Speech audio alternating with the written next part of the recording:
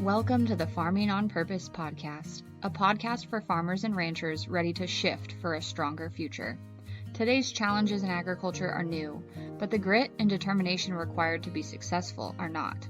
On the Farming on Purpose podcast, you'll hear how producers of all sizes and practices are moving mountains for things they believe in, all in the name of an industry that keeps growing and innovating for a stronger food system and stronger farm families. I'm your host, Lexi Wright, and I'm excited to discuss where producers are finding success, challenging the status quo, striving for better, and keeping our heritage alive, all while producing the food we depend on.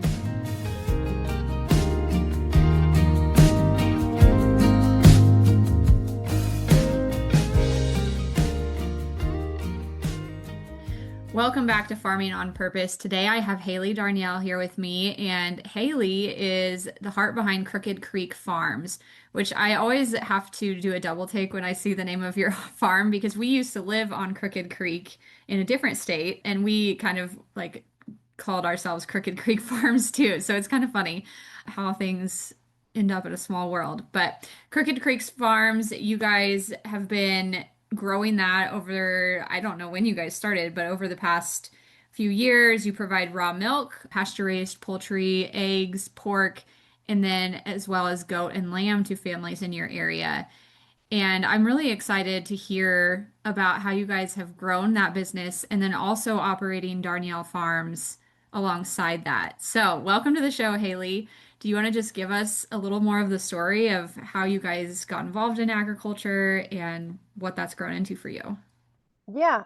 So I guess I didn't technically grow up in agriculture. My dad was a truck driver and my mom ran a daycare, and they split. My mom remarried a rancher when I was 12, and that's kind of when I got my start. And if it wasn't for my stepdad, I would not be the person that I am today. My husband is from Oregon, and we met, and after a year of dating, we decided to move back to my area, and he's been working for the same farmer for almost 12 years now. He kind of grew up in agriculture. His family had a farm and some cattle, but his dad got really sick when he was really young, and they ended up selling the farm. And he worked for farmers all throughout high school and then went to school for diesel mechanic and kind of has stuck with that. The Crooked Creek Farms kind of just started as a Facebook page that I could share pictures of my chickens and stuff with people, and I wasn't flooding my regular friends with a million pictures of bottle calves and chickens and stuff. And then it kind of just blossomed into more once Montana passed the Food Freedom Act, SB 199.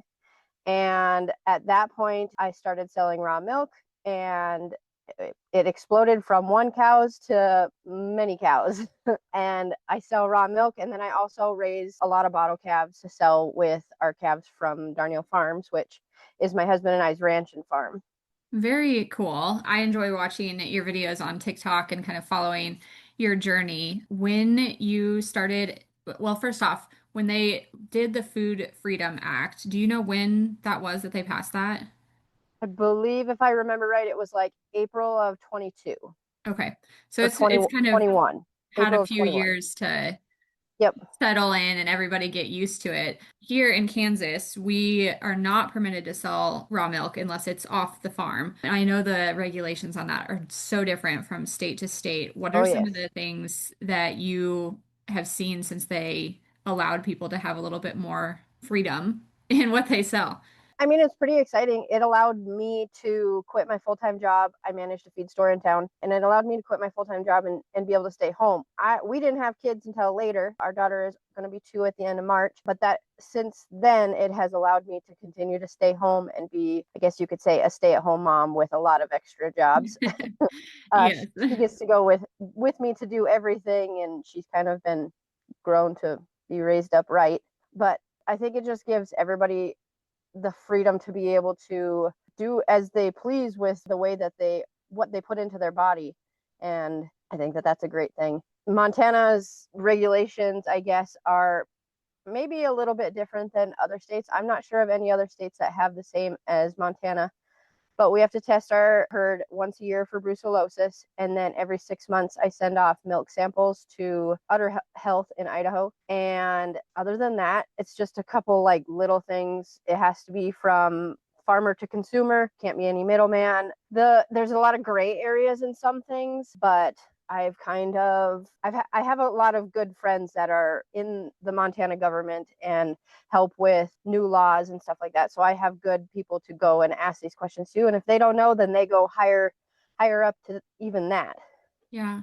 Was there any other products that were really affected by the law that became more available at that point? It kind of did away with like cottage law. People are able to like do baked goods just out of their own kitchen and sell. Same with like canned goods and jellies and jams and stuff like that. You don't have to have like a commercial kitchen like you did before. I think that the same has to do with some eggs, but it has to be like obviously from farmer to consumer. You can't you have to you have to jump through a bunch of other hoops if you want to provide it for in a store. Yeah, for retail. I think that's so interesting because, I mean, obviously there is a huge background of like food safety rules and regulations in the US, and seeing those and how they've transformed just in the past few years, but really like over a big span of time since basically the 20s Mm-hmm. is kind of crazy. Do you have opinions? I mean, obviously you've been able to build a business because of your state's laws, but do you have any opinions about, things that other states could do to maybe be more friendly to businesses like yours while still ensuring a safe food supply?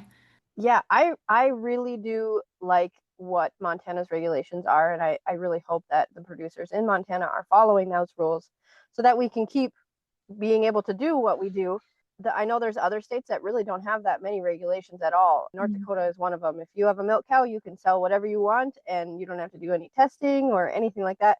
I'm sure that the people that are doing it correctly are probably testing their herd and making sure that their milk is safe, but I do think that there has to be some sort of regulation to it to be able to keep those things going. And yeah, I do hope that people are following the rules. I feel like it puts a lot more freedom to the customer because they have access to these kinds of products, but it also puts a lot more responsibility on the customer of like, Hmm. make sure you're having those conversations with the producer to know, what their practices are and if they are truly safe and if they follow the guidelines. But so Hmm. it's like a double-edged sword. Yes. Yeah. I've never been asked by the state if I'm doing all of this stuff. I'm Really. sure that there's really no way that they could go to every single producer in the state and Mhm. ask if they are doing these things, but I do them because I want to know that I'm providing a safe product to my customers. Yeah. And I think that's the case for most people who start this. Like, Hmm. it's not, it's obviously not a get rich quick scheme that you jump No, into no. for those reasons. It's because you have this mission and the vision behind it. So when you started expanding into the milk cows and, the pasture-raised pork, pasture-raised chicken, what was that process like for you? What was kind of driving you to keep growing? I really love animals. And in order for me to have all of the animals, they have to show some sort of purpose. So we don't do pasture raised pork, but we do corn fed and milk fed pork. We don't have quite that many acres on our place, but just being able to have all of the things and get to do it all. And I struggle to sit on idle hands. Even with so much going on, I'm always thinking of the next thing to expand into. And I'd really like for Crooked Creek Farms to just be like a one stop shop. And so just going into each thing and thinking of a new way to utilize any extra milk, I can feed it to the pigs or the chickens, and trying to follow other people and learning how to better everything else. I feel like that's something that we have to relearn is how to utilize the products we produce, which Mm-hmm. it seems kind of funny because, people who used to raise milk cows on a homestead or whatever, that was like Yep. second nature. And we're like, Oh yes. what do we do with this? Oh yes, yeah. But When I talk to, we're surrounded by a lot of older ranchers and the oldest generation, and they all talk about when their parents had a milk cow and they would skim the cream and then feed all the pigs their skimmed milk, and mhm. we get a lot of compliments on our pork, and it just makes me proud that we're able to do that. Yeah, that's really cool. And milk-fed pork is kind of like a delicacy for a lot of restaurants. So that's really cool. You are able to be in kind of that niche market too. Hmm. So when you have grown and, always wanted to be adding more animals, what were some of the learning points along the way or the things that you were like, oh, wasn't expecting this or didn't foresee this? I mean, not everything works. Thankfully, I haven't made too many terrible mistakes in that. But there's some things that I've done in the past that I probably would never do again, like turkeys. I don't think I'll Why? ever, they're just a pain to process. And we don't live anywhere near a processing facility that'll do birds. So you have to do it all on your own. And there's regulations in that too. But I try and do my best to not make my workload too much. Yeah. And that's hard to do when you are kind of diversifying into different animals because they all have different needs, different, areas they need to be kept. And Yep. so how did you kind of make some of those decisions as you grew to make sure you weren't doing, overwhelming yourself with work? Becoming a mom humbled me and it made me cut back. She's now very independent, maybe independent to a fault. And I know that when she gets to be a little bit older, she's going to be a lot of help and her dad's going to be in trouble. But I mean, once I get a project, I'm not just going to give up on it. I'll finish it through and maybe I just won't do it the next year. Mhm. I've taken a couple years off from meat birds just because the processing part with a infant is not easy. Yeah. But I'm sure that there's been people in the early days that did it with a baby on their back and a baby on their chest. Or I also did dairy goats for a few years. And then once I really ramped up on my milk cows, I realized that 5 milk cows and a lot of goats was just too much. Mhm. So I sold the dairy goats and was missing goats. So then I decided to get into meat goats. So I have Yeah. boars. I only kitted out 2 goats this spring because I just started this back up again in last fall, I guess. So I only got a few bred, but that was good enough.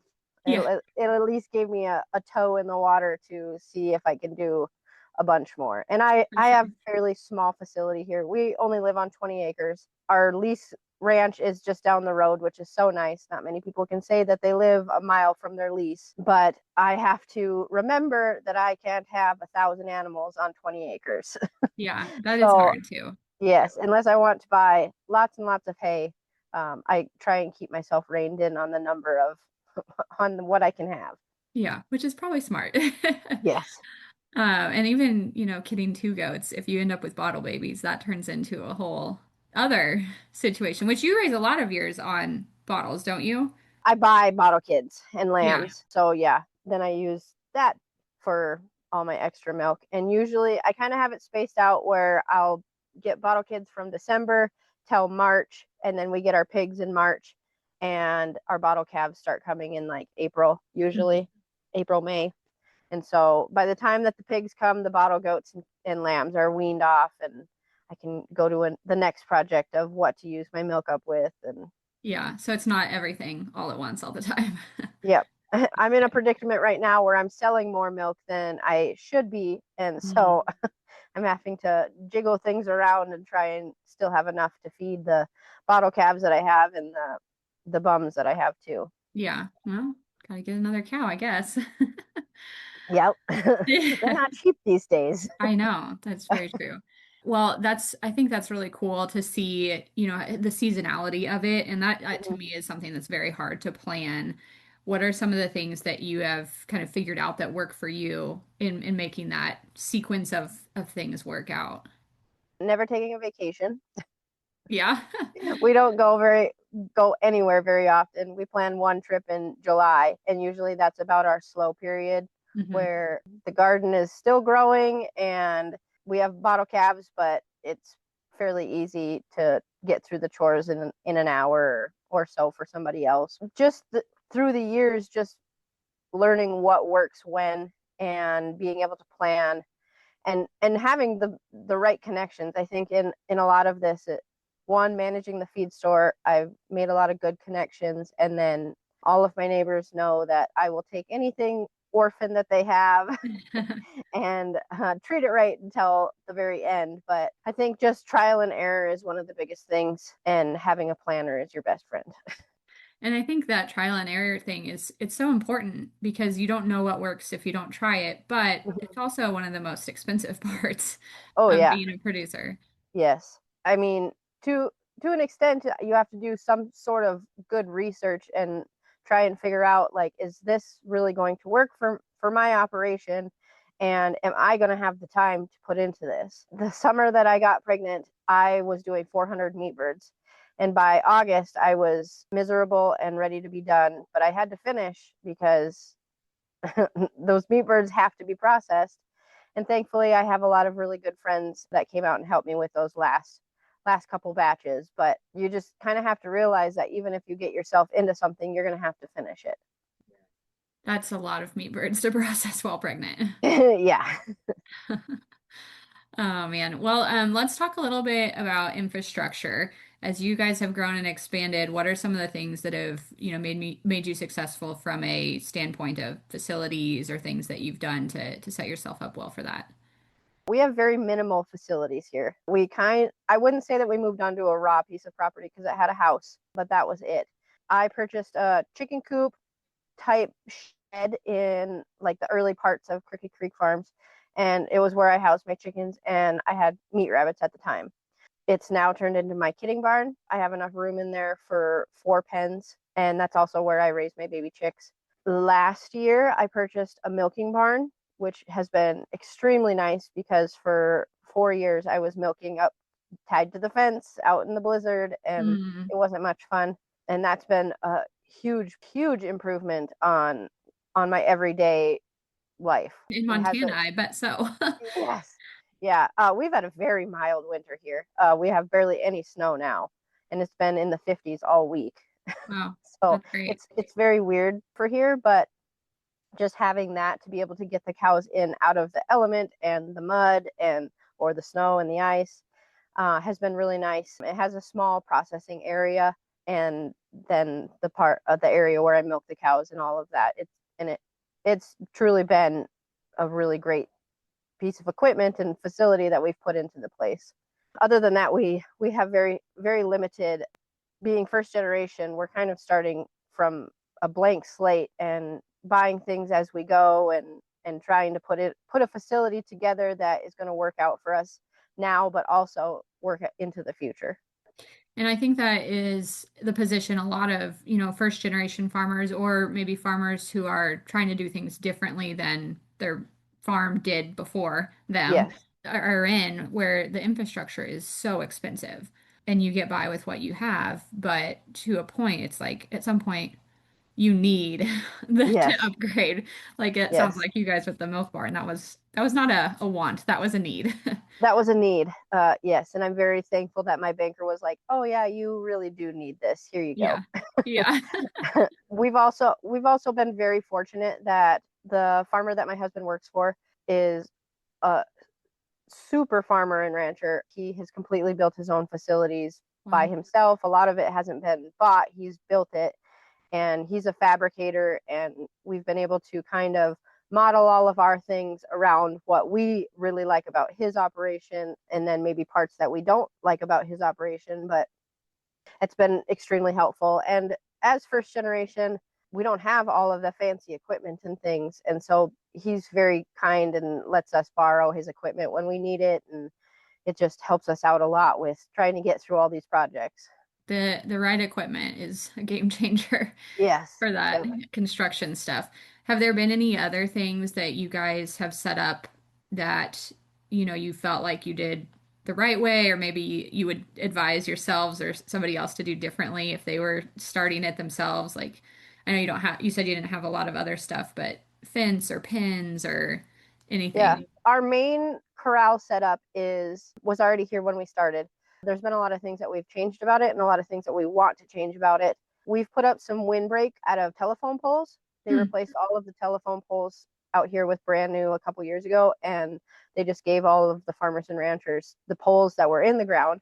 And a Wow. lot of the guys didn't really want them, so we've been able to snag a few of them, and we've built some windbreak out of them where you can't move them, but they're definitely not going to go anywhere. Things like that, being able to repurpose something that was used into something new has been nice. We've put up some new fence around our place to separate pastures a little bit more so that I can rotational graze a little better, because having this many animals on 20 acres can go through the grass really fast. So being able to rotate things through the pastures a little bit easier is very helpful too.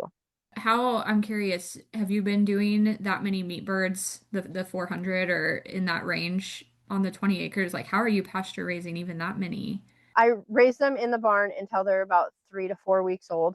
And then you pretty much just have a month to be able to Mhm. move them around. I built just like a shelter that they could all go into. And then I had the electric woven wire around that.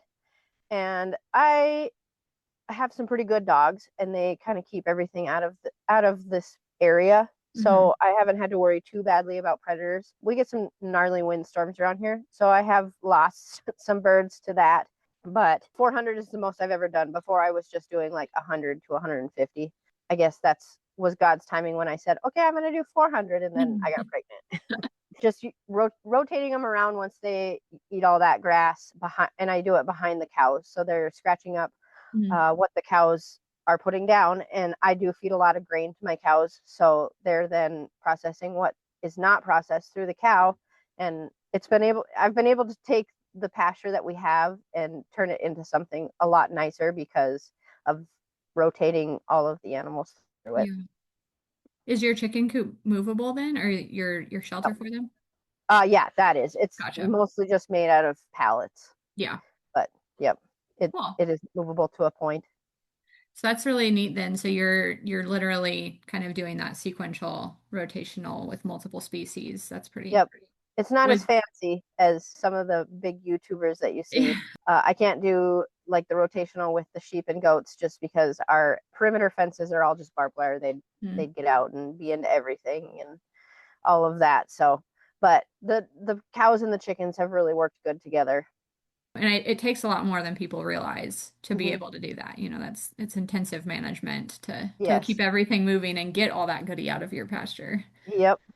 Yep. And we don't technically live on Crooked Creek. We live on Shadwell Creek, but that doesn't sound as good. When I started Crooked Creek, we lived still at the farm that my husband works for in the ranch hand house. And there was also a creek that went through that. So I figured if we bought another place and we lived on a creek, then it would just be multifunctional. So there's a lot of creek that runs, it's a dry creek. So it only gets water in it like once or twice a year, or if we get a really, really good rainstorm. So that's where I raise the pigs, is in the creek, because there's not a whole lot you can put down in there. Yeah. And that's really helped that too. Well, on the marketing side and the customers side of your business, growing that, was that something that you had to really work at, or how did that come along for you as you expanded? Mostly by word of mouth. I received a grant through the USDA, the Value Added Producer Grant. This will be year 3 on that. And so it'll be my last year. And with those funds, I was able to build a really, really nice website. And that's not a cheap part of marketing. Yeah. And so that was very helpful. So having a really nice website with a point of sales in that, and I can update my inventory and people can just buy from there, has been very helpful. It doesn't always work because there is a lot of the older generation that does like to buy products. And so Hmm. I just always try and bring a little extra with me in case somebody stops by one of my delivery points and wants something. Facebook has been extremely helpful. I've had my Facebook page for a very long time, and so people can follow that and learn from there what I have available. And then mostly just like I said, word of mouth. Somebody asks about eggs or milk or pork or something, I am usually tagged in something at least once a day from 100-mile radius of me. So Wow. That's awesome when you can get people to do it for you. yes. Yeah. That value added producer grant, do you want to talk a little bit more about that? The how you got it, what you have been able to do with it? I think I started in 2024, and my friend Carly Johnson, who now is a coordinator for the Farm Bureau, Montana Farm Bureau, she's the one who she accidentally sent it to me. She thought she was sending me a state grant, and she sent me the Value Added Produce grant, which is a federal grant. And the process was extremely lengthy. It's the hardest thing I've ever had to do. I am not claiming to be a smart person, but the USDA is very helpful, along with like the Great Northern Development Center. They have grant writers and they help you along the way. And you can tell them exactly, like, give them a long paragraph and they'll make it sound like you're really smart. Yeah. It's a lot like AI, but in person and a lot friendlier. Yeah. But they were very helpful in that I really did not think that I had a chance, but I did, and the total grant amount is for $49,999. Wow. And I have had 3 years to spend it. The majority of the grant is for marketing and advertising. So my website, anything like that. It also reimburses me for fuel, which Mm. is very helpful. And it has just allowed me to use that money that I normally would have into something else, like down payment on my milking barn or my milking equipment, jars, anything like that. So it's been extremely helpful in that. But it's for producers who already have like a base. And my base was raw milk. And then my value added was cream, butter, yogurt, those types of things. So I guess the USDA thought that that was interesting enough to award me, and it's been extremely helpful. That's awesome. I mean, that's a game changer, really, Yes, in those early yes, years of business. That's pretty cool. it is. I think, do you have any advice for folks who are considering applying for grants? I mean, it's always different year to year with what's available from USDA or from state-based options, but anything that you would share with them to encourage them? I would say look for your resources to help you because it is very lengthy, and there's people out there that are paid to help you for free. In Montana, the Great Northern Development Corporation is that for me. There's also a couple other places that have helped me with different things. And just speaking to your USDA representative, they will also point you in the direction of assistance, and they will help you as well along the way. The the two people that I've worked with have been extremely helpful and very knowledgeable on all of that. If you don't know if you qualify for a certain grant, they'll help you with that, or they'll help you set up the right grant for your operation or what you're looking to do. That's good to know that there's resources out there to help with that because it's a so intimidating process. Yes, and it was the value added producer grant was months and months. I think I worked on it for probably 8 months before we finally turned it in, and Wow. it was a lot of work to get it done. And so being awarded it was very rewarding, just to the fact that all Yeah. that work didn't go to waste. I believe even if you apply for that one and you're not awarded, you can reapply for like a few more years after that. Cool. That's good to know too, that Yes. it's not a one and done. Yeah. Sorry. Yep. Well, I know like you have a lot of experience with the years of your business doing customer relations and working directly with customers. And I think that's one of the, I don't know if I'll say most intimidating parts of doing direct to consumer sales, but it takes up a big chunk of a producer's time. Yes. And there's a lot of opportunity for scenarios that you're like, oh my gosh, how do I handle this? There's just not a framework always for Yeah. what to do in that situation. How has that been for you? Have you had to manage any incidents or how have you kind of approached that in your business? Having worked in sales before I started my business has really helped. Like I said, I worked a couple different feed stores since 2014. So I'm at least knowledgeable in customer service. So that has helped tremendously. But being in the egg field where you are selling a raw product, eggs, milk, whatever, you're not always going to have happy customers, sadly. But being able to just work through that and remember that if you make the wrong move, that person could turn around and say some not nice stuff about you. So trying to make it right, whether that is refunding them their money or getting them new product, is always something that I try to do to an extent. You don't want somebody to take advantage of you either. There's also been a couple times in the last several years that a customer is like, I don't know, my milk didn't last as long as I thought it was going to. And my number one thing is always, what is your fridge temp set at? Mhm. Because you can't keep raw milk really cold. It's going to grow that bacteria faster. Where raw milk isn't going to go bad like a gallon of pasteurized milk, but it won't taste as good if you're drinking it. So just knowing how to work through certain scenarios, if a customer does come to you and is unhappy with something, and being able to do it with a smile on your face, even though maybe sometimes you don't always want to be smiling. It can be a bit of a roller coaster at times, but I think having the right personality for it too is helpful. Being able to take a breath and calm yourself before responding. And maybe if they send a text and you're going to respond, maybe send it or type it out in your notes first and reread it a few times before you send it. I haven't had to deal with too many like super bad type customers, but there has been times where I have had to fire a customer because of their their own lack of communication skills and being able to be a decent human being. And being able to draw that line is important too. Yes. Yeah.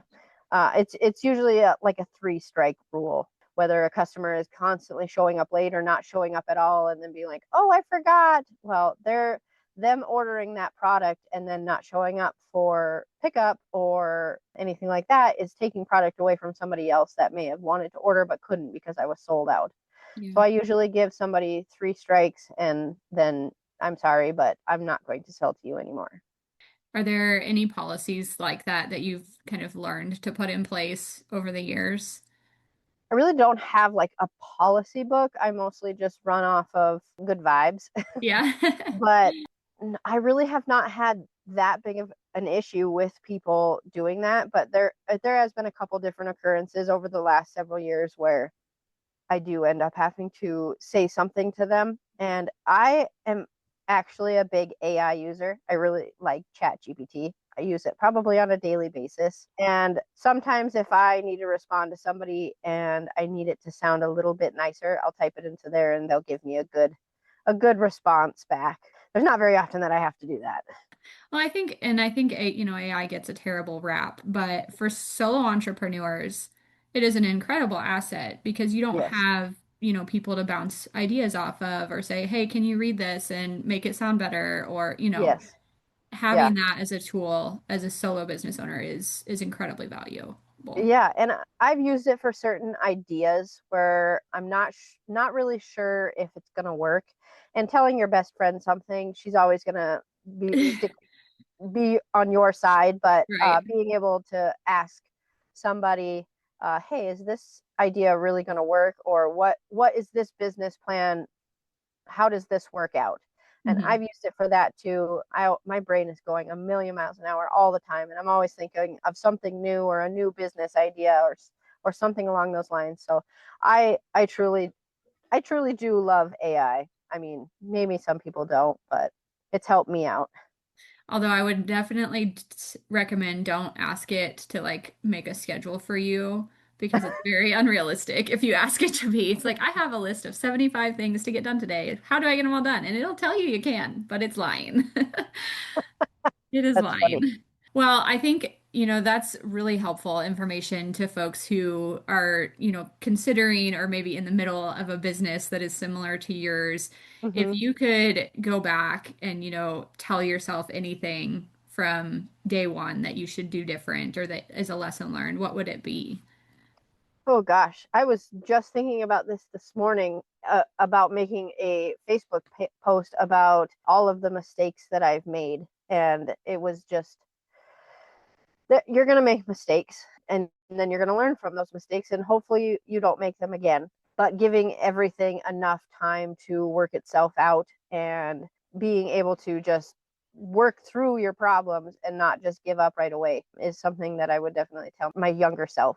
Takes that persistence for sure, Hmm. which I don't think you're short on based on what I've heard. I think my husband wishes I was. Well, let's touch on that just a little bit. You know, how Crooked Creek Farms has grown alongside you guys' other farm operation. How have those been intertwined and kind of helped each other or hindered each other over the years? They both kind of started at the same time. We started with share cows for Darnielle Farms, and then in 2021 we got our lease. And it's not a huge lease. We have 100 acres, and then we're able to run about 75 head of cows. And being able to intertwine those has been extremely helpful. One, Crooked Creek Farms allows me to stay home And so if my husband needs a part in town, or I need to haul cattle to town or take a day off to help work cows off of Crooked Creek, then I can do that without having to actually take a day off from work. Last year, I was able to raise an extra 25 calves to sell along with our main herd, which then allowed us to pay our original egg loan off a year early.